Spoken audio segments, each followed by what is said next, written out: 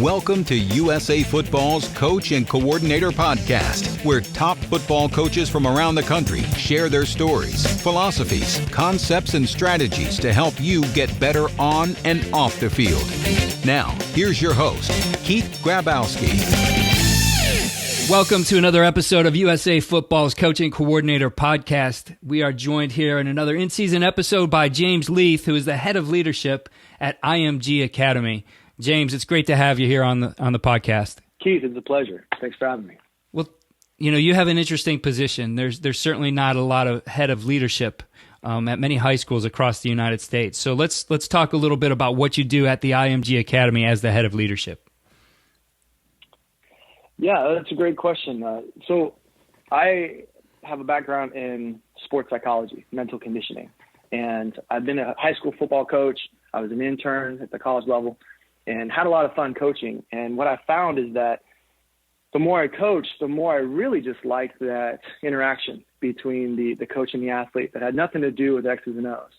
And I found that when you reach out to a young mind and you give them some challenges outside of football, that they can rise to the occasion, but it actually makes them a better football player. And so I found out really quick that mental side of the game was something that was missing at a lot of high school levels. And so I started bringing that to my varsity team, really being intentional about the leadership development and the character development type stuff that we talk about, and trying to share stories as much as we would share the strategy. And so at IMG Academy, what I get to do is, because I'm the head of leadership and we have a mental conditioning team, our football team has both a mental conditioning coach that focuses on sports psychology, and they also have me as a leadership coach that I can focus on character development. And it's a blessing because there's a lot of stuff that you can go down when it comes to the mental side of the game with sports psychology. With leadership, it's all about communication. It's about that verbal communication, nonverbal communication. And in this day and age, you got that digital communication that can really help or hurt these athletes. And so my position, we get to talk about life skills. And, it's not very often we actually bring up the actual sport, but you can see it in their behavior on the field when they just annihilate somebody and then reach down and help them up after the play. Or when somebody gets in their face and they just take a deep breath and they walk away and don't engage in that altercation or possible altercation because you've talked to them about, hey, the play is over. They're just trying to get you off your game. You're a bigger man than that, and you can walk away. And these are skills that I think a lot of coaches just assume that the players know, but they don't. Who else is going to teach them except their football coach?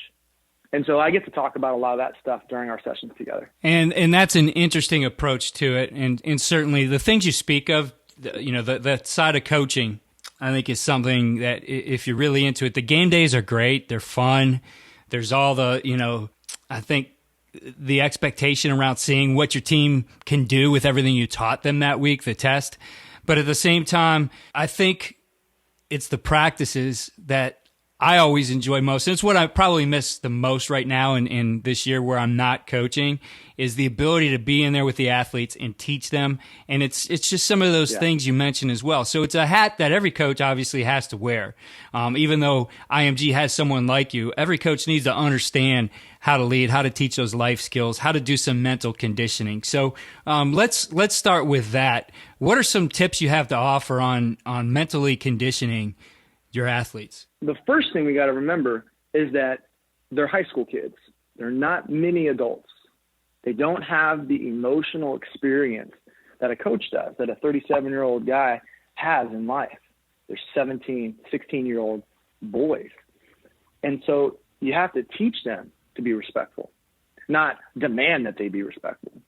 And so when it comes to mental conditioning, there's a whole bunch of stuff you can do when you help them control their emotions, help them control their mental thoughts, their self-talk.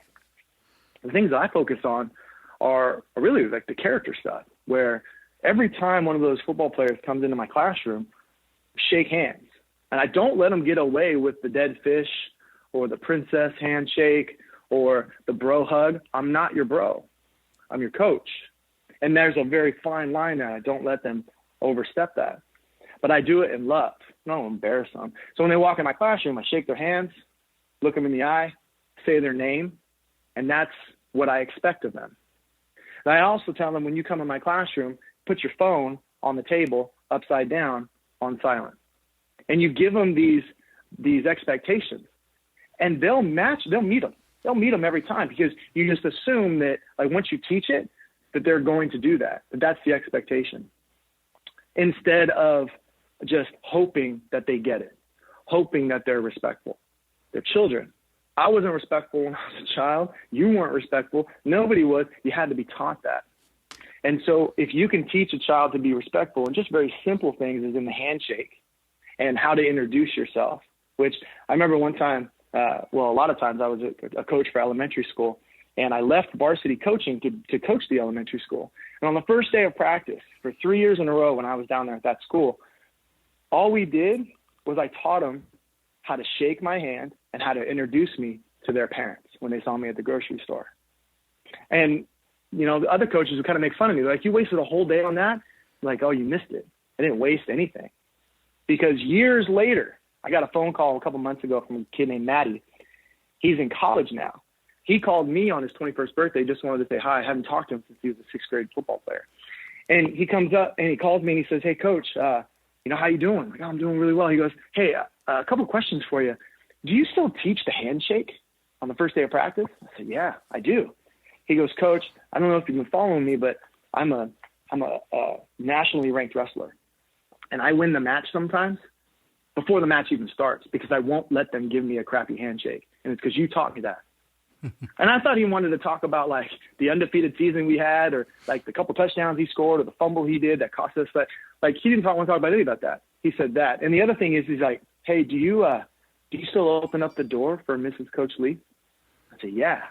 I never knew he knew that, but we can't control the leadership lessons that these kids catch, because leadership isn't taught, it's caught, and they need to see you do that kind of stuff.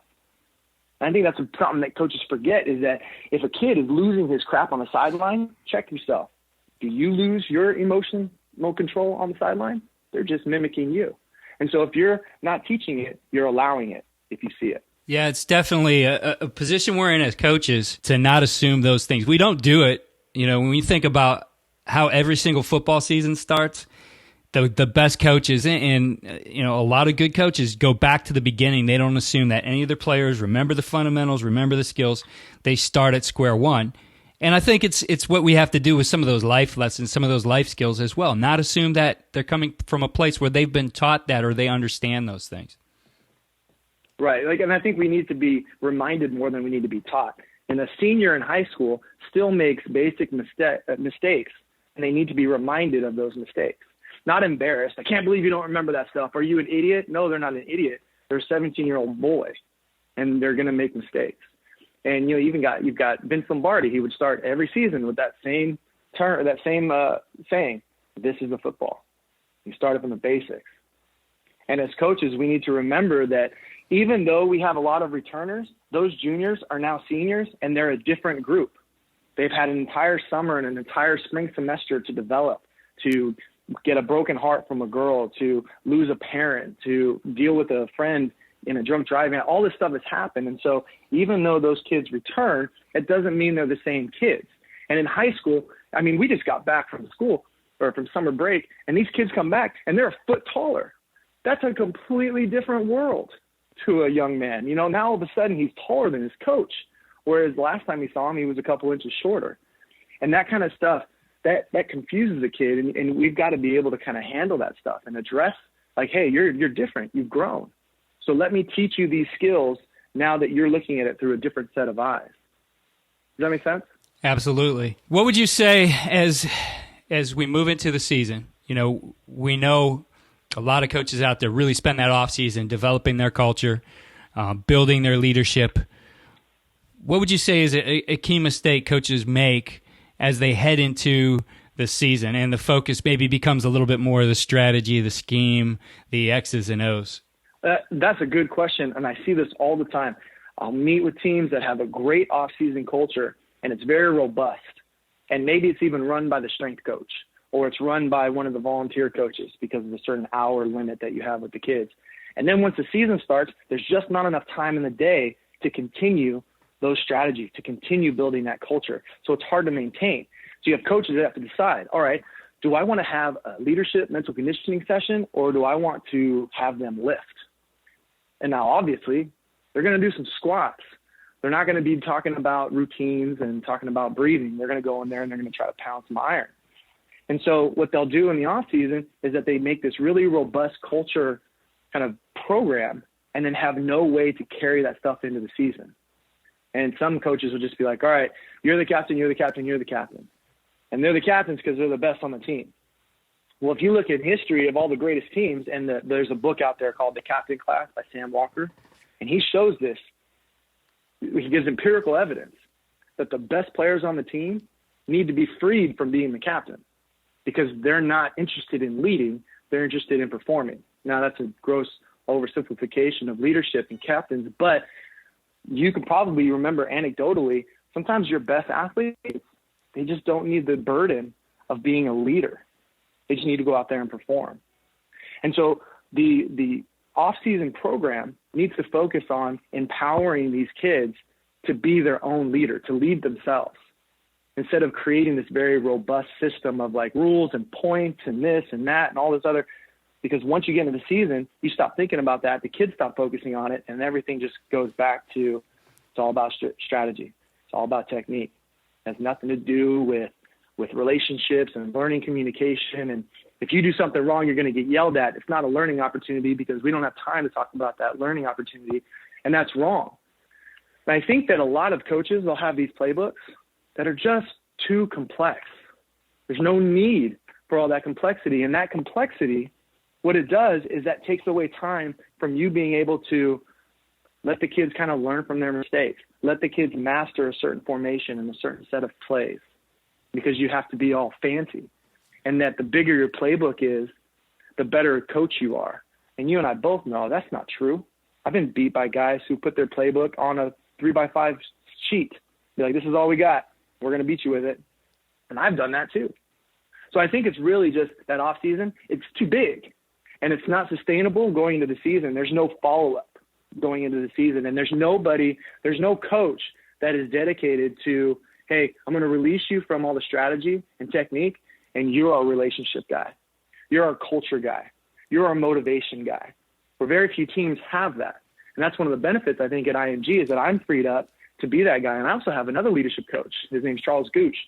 Phenomenal speaker, great motivator, and the kids love him. But our job is really just to inspire them, where that's kind of a benefit that our kids have, and most schools don't have that. You know, that's just some part of the package at IMG. What tips would you offer to coaches, knowing what you do there at IMG and some of the, I guess, constraints behind being at a typical public school, for example? What recommendations would you make to coaches to continue to make sure that culture is at the forefront of what they're doing? Well, if you think that as a head coach, you're going to deliver the idea of what your culture is going to be to the kids, but your coaches don't agree, if you think that's going to work, you're wrong. It's not going to work. The coaches underneath the head coach have to buy in to that culture. They've got to be pushing the same message as the head coach, because the head coach can say all the right things on the media and the new, and all that stuff. They can say the right stuff, but it doesn't mean that their coaches are actually following through. And so sometimes you get in a situation where you've got coaches that aren't really coaches; they're just former athletes, and so they don't really know how to talk to the kids. So as a head coach, you have to kind of remove yourself sometimes from always talking to the kids and put some of that effort into the coaches. Because if there's a coach out there that doesn't know how to communicate to kids and he's always just yelling at them, but he doesn't know any other way because the coach isn't developing his assistant coaches, then you're going to find a lot of frustration. Why aren't the kids better? Why aren't the kids excited? And I think another mistake coaches make is that when they get done with school, they go into football practice and there's no switch. There's no change in like, hey, you're not in school anymore. You're playing a game. We're out here to have fun. Now I need you to put your learning hat on. Now I need you to put your helmet on. Like there's no switch. And with a lot of the teams, not just football, with all the sports that we work with, soccer, baseball, lacrosse, tennis, golf, and what we do with them is that when they get done with school and they come into my class, I'll play a little activity with them. It's just a little fun. My background is also in improvisational comedy. So I'll take a lot of the activities that you'll see on like Whose Line Is It Anyway, and I'll put that into the athlete's mind, and I'll put them up on stage, and I'll have them be creative, and I'll have them have fun with something, or we'll do some kind of icebreaker, or just kind of jolts their minds like, hey, school's over. Now it's time to hang out with your friends, time to play this game that we love called football, and let's have some fun. Where the great coaches understand that there's got to be some kind of shift, and that you can't just assume a kid is going to have a whole lot of energy after spending 7 hours in school. At IMG, we start football at 7:30, 8 o'clock in the morning. They do their list, and then they practice for a couple hours, and then they have school in the afternoon. That's just not feasible for most schools. Right. And so you've got to be able to, at 3 o'clock or 2:45, get these kids excited that football's about to start, that the grind is here, and that they're going to put money in the bank all week long, and on Friday or on Saturday, they get to spend all that money, and that the coaches are going to empower them to spend that money. Have you read Legacy, a book by James Kerr about the All Blacks? I have not read that yet, no. I've heard about it. Okay, so that's the best culture book that I've read in the last 5-10 years. The reason I say that is because they have this, and this isn't feasible for most organizations, because you got to remember they're in a professional team. But what they do is they have a transference of leadership. And then on Monday and Tuesday and Wednesday, the coaches are in charge. But by Thursday, the athletes start becoming in charge. On Friday, the athletes run practice. On Saturday, the coaches who were the leaders for the first couple of days of the week become managers. And they accept that role. Where we have lionized leaders, like you got to be a leader, not a manager. No, sometimes a team needs a manager. In fact, we have team managers. Like that's their job, to keep things in order. And we also idolize guys like Vince Lombardi, who was useless on the sideline during a game. That's why he had Tom Landry. That's why he had all these great guys around him. He was the motivator. He was the guy at practice that we're like, we're going to run sweep right 400 times. You're going to get it perfect. On game day, you stand there with his hands behind his back. And he was fantastic at that role. He was just a manager. And so if we can empower our athletes throughout the week, give them all the tools that they need, and then unleash that athlete on Friday night, that's where we're going to find the most success. On game day, for me, I feel like I'm successful when I don't have to be screaming a lot, because I know that my athletes are prepared. The mistakes that they're going to make with them yelling or not. And so I can sit back and I can say, okay, I need to help him with his technique real quick. Hey, remember this? You got it? Cool. Or when a football player makes a mistake out on the field, there's this beautiful moment that I think a lot of coaches miss. When a football player makes a mistake on the field and he looks over at his coach, and the coach just kind of acknowledges that the athlete acknowledges that they made a mistake. And then they're good. You good? Okay, stay in the game. Go fix it. Whereas we'll take the guys out and we want to yell at them. Mm-hmm. Like that's really not efficient. Plus, one of your best players is not in the game. If he knows what he does and he acknowledges what he does, cool. We'll talk about it on Monday type thing. And so those are some things that I've put into play in my past as a coach, and then I've seen some of our really great coaches at IMG do, and another place that we work with. I think it's something we need to bring up. Obviously, IMG is different than a lot of schools around the country. You guys have the ability to get players from all over the place, and I realize that that's controversial in some circles. I'm sure there's some challenges that go along with that too, especially in terms of when you think of building a culture. These guys didn't come up in the same community. They certainly didn't come up hearing from the high school coach through the youth programs as they were growing up and coming together at the high school with that foundation. So, what are some of the challenges you face, and what things do you guys do to overcome those? Well, I'm not one of the coaches, so I can only speak from kind of an outsider's perspective. And some of the things that I deal with in class, and I see that is a struggle for these guys, is where they came from, they were the number one guy. They were the quarterback, they were the punter, they were the linebacker. They would fill up water jugs during timeouts. They did everything. So then they come here and they're surrounded by people who are just as good or better than them.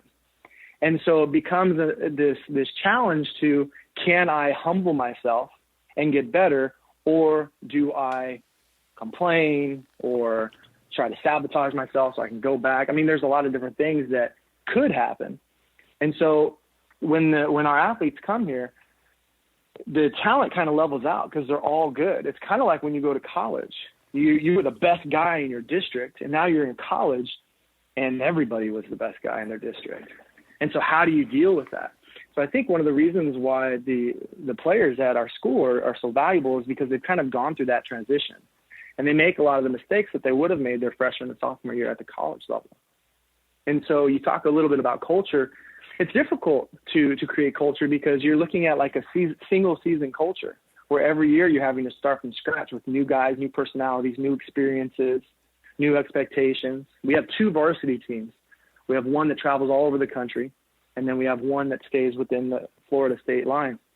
And both of them have their own unique challenges because a lot of those players are new. And so it's very difficult to create a sustaining culture because you put a lot of work into guys, and then they take off and they go to college or they go back to their high school. So it's not all rainbows and unicorns when it comes to being a coach or being a supplemental coach, as I am as a leadership coach to the team that you get to work with every year. Well, as you look at things and you look at the work you do in your area, what's the one thing you would point to as the biggest component that gives your guys the winning edge on game day? On game day, I think it's giving them a bigger perspective of why they're playing the sport. You have some just incredible life stories about guys who came out of Compton or came from some rich area in Washington or New York or something, and they all come together. And they come for a single cause, and that's to win the game, to get better, to be together with some brothers. And so I think the thing that myself and the rest of the leadership team teach the football team and the other sports is that you got to have something bigger than just the scoreboard. That when I was in high school, I went to a pretty good high school, and we played some really good talent in California. I can't tell you most of the scores of the game. I can't even tell you our record. And I was the quarterback. I'm supposed to know that stuff. It was 20 years ago. But I try to instill in the guys that I'm their coach even after the season. That when they get married, when they have kids, like that's how we're going to find out as coaches if we did a good job. And I'm at the point now as a 37-year-old guy who's been coaching for 15, 20 years where my former athletes are becoming family men. And that's where I can see, was I successful as a coach? Are they blaming me for some of the good stuff that happened in their life? That's how I can kind of gauge if I did a good job. So Friday night, you can see in their eyes, like when they're confronted with the opportunity to get in a fight and they walk around or they walk away, but then you see them kind of look for you. That's when you know you've made an impact. When they would have been like, my instinct was to punch this guy right between the face mask, but I turned around and I just wanted to make sure that you saw me. You know, and I always tell coaches that movie. Keith, did you ever see Avatar, that movie? I actually have not. Okay, so these big blue aliens, beautiful creatures, they don't say, I love you. They say, I see you. And I think that's more powerful than I love you. Because if you think about a kid, they just want to be seen. Mm-hmm. Their Instagram accounts, they want to be seen. Their Twitter accounts, they want to be noticed. And so anytime a kid scores a touchdown or makes a basket, he or she is always looking to the audience, Mom, Dad, did you see me? Coach, did you see me? And a little nod from a man or woman that they respect can build their confidence to unmeasurable levels. So that's kind of, it's the idea that you can see in a kid's eyes that he or she would have done something differently had you not spoken life into their world. Well, James, this has been a great conversation, and I hope we can get you back here on the podcast again during the off season. You have some great ideas here. How can our listeners connect with you?